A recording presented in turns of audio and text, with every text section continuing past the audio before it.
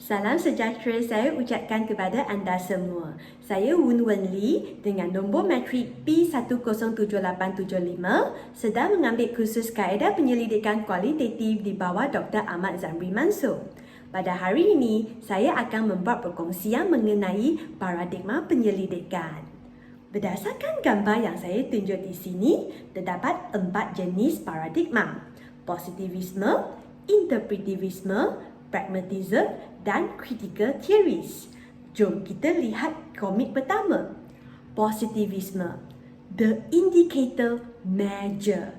Perkataan measure tu bermaksud ukur. So, dia memberi maklumat kepada kita bahawa paradigma positif ini melibatkan metodologi kuantitatif dan biasanya mempunyai saiz sampel yang lebih besar dan pengkaji kerap tanya what works. Dan dalam positivisme ini, pengkaji menjalankan penyelidikan yang berbentuk saintifik, sistematik dan berusaha untuk menyiasat, mengesahkan dan juga meramalkan corak tingkah laku. Ia juga digunakan untuk menguji teori dan hipotesis. Positivisme ini merupakan paradigma yang tidak berlandaskan pandangan, andaian dan perasaan seperti yang diutamakan oleh paradigma interpretivis.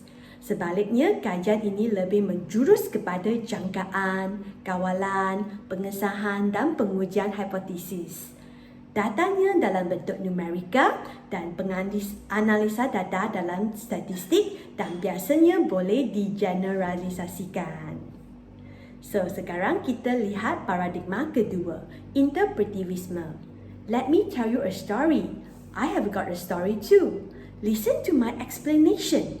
Berdasarkan dialog-dialog ini, bolehlah kita tahu ia melibatkan metodologi kualitatif yang mempunyai hasil dapatan dalam bentuk perkataan dan saiz sampelnya biasanya kecil dan pengkaji kerap tanya, why do you act this way? Dan paradigma ini lebih menjurus kepada kemanusiaan. Maklumat utama paradigma ini adalah untuk memahami sikap dan perangai manusia. Penyelidik interpretivis akan membuat interpretasi terhadap dapatan yang dikumpul berdasarkan perspektif mereka. Dan dalam paradigma ini kan, kita akan berusaha untuk memahami budaya yang berbeza. Kita belajar berdiri di kasut mereka, melihat melalui mata mereka dan juga merasa keseronokan ataupun kesakitan mereka. So, fokus analisis ini lebih mendalam terhadap satu isu dalam keadaan neutral. Dan paradigma ini membolehkan penyelidik membina pemahaman tempatan yang kaya dengan pengalaman. Kalau dari segi bidang pendidikan, kita dapat memahami dan eksplor dunia kehidupan guru ke, pelajar ke, budaya bilik darjah ke, ataupun sekolah dan komuniti yang kita berkhidmat. Okey, sekarang paradigma ketiga, pragmatisme. Berdasarkan komik, some people are pragmatists, taking things as they come and making the best of the choices available. So, pragmatisme ini berasal dari bahasa Latin yang bermaksud perbuatan atau tindakan. Pragmatisme ini adalah teori yang menekankan kesan-kesan praktikal sesuatu idea dan fungsinya terhadap tindakan. Dan the best desired outcome adalah realiti kepada paradigma pragmatisme.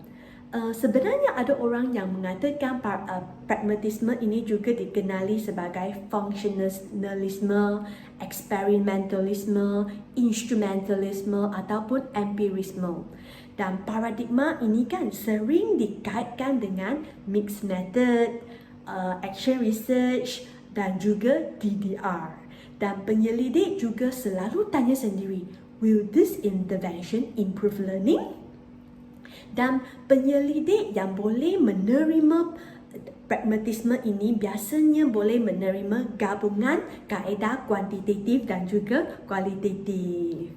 Dan kalau dari segi epistemologi, menurut Daly 1966, ahli-ahli pragmatisme percaya bahawa manusia dapat mengetahui sesuatu melalui pengalaman.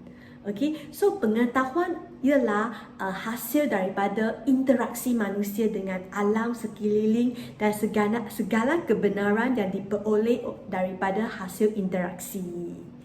Okey, sekarang kita lihat paradigma keempat, critical theories. The Frankfurt School ini merupakan salah satu contoh di hasil daripada critical theory. So critical theory ini, kenapa ada critical theory? Kenapa ada kritik? Sebenarnya dia lahir kerana ketidakpuasan. Okey, dan lazimnya dalam bentuk kualitatif dan ditentukan oleh sejarah ke kuasa luar. Okey, dan critical theory ini memberi pemahaman ilmu sosial sebagai cara pandang melalui proses secara kritis, yakni berusaha mengungkap the real structure di sebalik ketidakpastian. Dan tujuannya adalah untuk membentuk kesadaran manusia untuk memperbaiki dan mengubah kehidupan manusia. Dan oleh itu, pengkaji selalu tanya, how can I change this situation? Okay, so untuk membuat kesimpulan untuk paradigma keempat-empat ini, saya akan menggunakan fisherman theory. Positive fisherman, dia mengatakan, a positive fisherman stand on a river bank, describe the social properties of a species of fish by observing the general tendency of their group behavior as they swim around. So dia observe. Kalau interpretive fisherman, dia akan enter the river, establish the rapport with the fish and swim with them and strive to understand their experience of being in the water. Inilah yang saya katakan analisa secara mendalam. Okay, kalau untuk critical fisherman, dia mengatakan dia enable the fish to perceive the pollution in the water in which they live, to find the source and to identify the harmful effect on their being in the water. Okay, lebih macam kritik. Okay, macam kritik.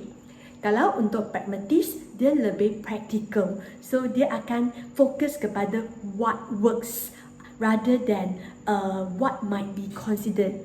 Okay, so ini merupakan perbezaan antara keempat-empat paradigma.